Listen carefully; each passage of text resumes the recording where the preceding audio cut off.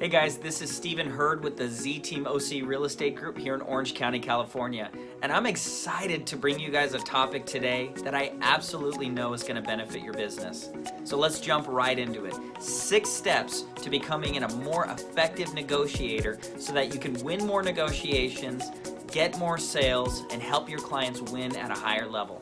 So here's step number 1. Determine what you want in advance.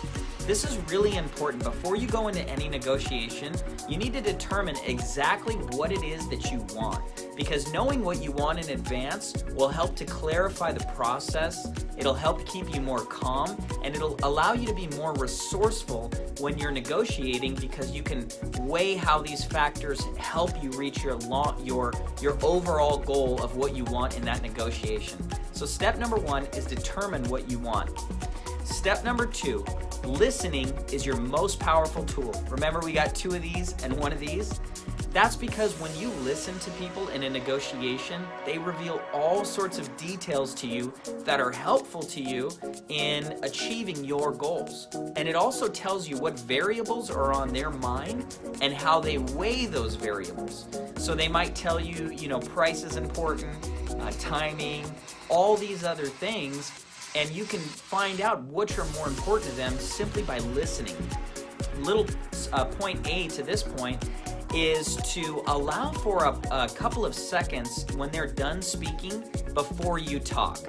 A lot of times when someone finishes speaking, we want to jump right in and talk, and we listen just to respond. I want you to change all of that in a negotiation.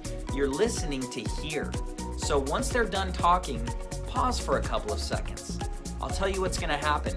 They're going to actually continue to talk and give you more details. So in any negotiation, you should be talking about 5 to 10% of the time. You should be listening about 90% of the time. Which leads to point number 3.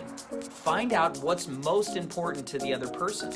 Again, remember, they have variables and they weigh these variables in different ways. So ask them, what's most important to you in this? What do you want to accomplish here? Find out what they want first. Before you ever talk about what you want, find out what they want.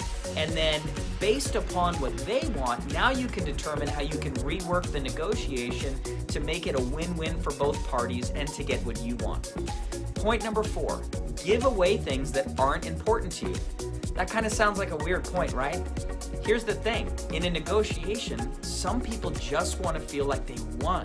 They want to feel like they got something, even if that something wasn't very important to them. So, while you're determining what you want in the beginning, also determine a couple of things that you're willing to give that might not be important to you. So, let's assume you're going into a negotiation and you're writing an offer for a buyer, and you know that, price is important to your buyer, but timing isn't. And you know that the seller, timing is ultra important to them. So if they counter your price, you might say, you know what, I don't think my client's willing to budge on price. However, we can close 2 weeks earlier. So, find out what you're willing to give and try to give things that have really no value to you, but will make the other party feel like they're winning and continue in the negotiation with you. Point number 5. He who has the most knowledge wins. That's an old Proverbs, right? Negotiating with someone, you need to have expert knowledge in whatever you're negotiating. So let's assume you're negotiating an offer for one of your buyers, and you're coming in $30,000 less than the listing price. Well, you should do some research in that neighborhood and find out everything that sold that was a model match in the last year. And also look in that same city and see if there's any similar homes selling for less. And you want to be the knowledge resource, so when you present the offer to him, you can say, hey, listen, I looked at the comparables and, X home sold for $25,000 less. That's why we're coming in at this price. So be the knowledge resource and tell them, hey, it's going to cost X amount to do repairs and do all of this. Explain that to them, which actually leads to point number 6. Explain clearly the reasoning behind your offers. So let's assume, again, you're coming in $30,000 under the listing price. What you want to do is submit a letter of explanation that they can then forward to the sellers.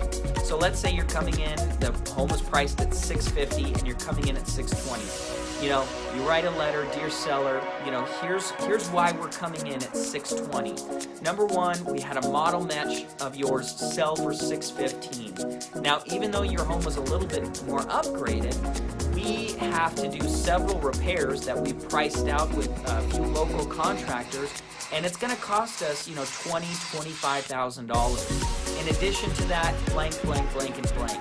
And list logical reasons for why you're coming up with that number.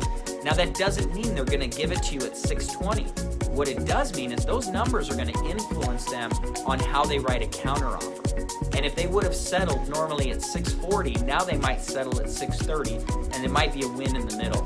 Thank you guys for watching this. As our referral partners across the country, we truly value. I want you to win at the highest level possible, and you know we're always here for your Orange County, California referrals. Thanks, and have an amazing day.